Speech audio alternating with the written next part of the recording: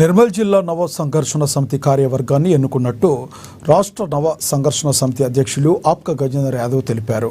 జిల్లా అధ్యక్షులుగా షేక్ ఫిరోజ్, ప్రధాన కార్యదర్శిగా మర్రి నవీన్ యాదవ్, వర్కింగ్ ప్రెసిడెంట్ సయ్యద్ మక్బూల్లకు నియామక పత్రాలు అందించారు. బీసీలకు 42% రిజర్వేషన్ అనేది ఒక ఎండమావి లాంటిదన్నారు. 42% రిజర్వేషన్ రాజకీయ పార్టీలతో సాధ్యం కాదన్నారు. బీసీలకు అధికారం ద్వారా మాత్రమే సాధ్యమని తెలిపారు. ఇలా పార్టీలకు అతీతంగా, ప్రాంతాలకు అతీతంగా మీరందరూ బీసీలని అలాగే బీసీలకు చట్టసభల్లో 50% రిజర్వేషన్ కోసము ఆర్ విజయ్ గారు, శ్రీనివాస్ గౌడ్ గారు, జైన్ గౌడ్ గారు ఎంతో ఆధ్వర్యంలో బీసీలాగా వేస్తే మొన్ననే కామారెడ్డి డిగ్రీస్ కాంగ్రెస్ మేనిఫెస్టో పెట్టిన విధంగానే ఇలా 42% రిజర్వేషన్ ప్రకటించడము, పార్లమెంట్ అసెంబ్లీలో ఆమోదించడము.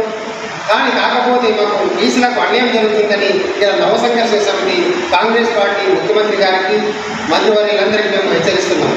9 షెడ్యూల్లో పెట్టిన తర్వాతనే అది ఇక్కడ పార్లమెంటులో ఆమోదం 9 షెడ్యూల్లో ఆమోదం చేసి రాష్ట్రపతి ఆమోదం చేసిన తర్వాతనే చేస్తే బాగుంటుందని ఇక్కడ ముఖ్యమంత్రి రేవంత్ రెడ్డి గారికి మేము మనం చేస్తున్నాం.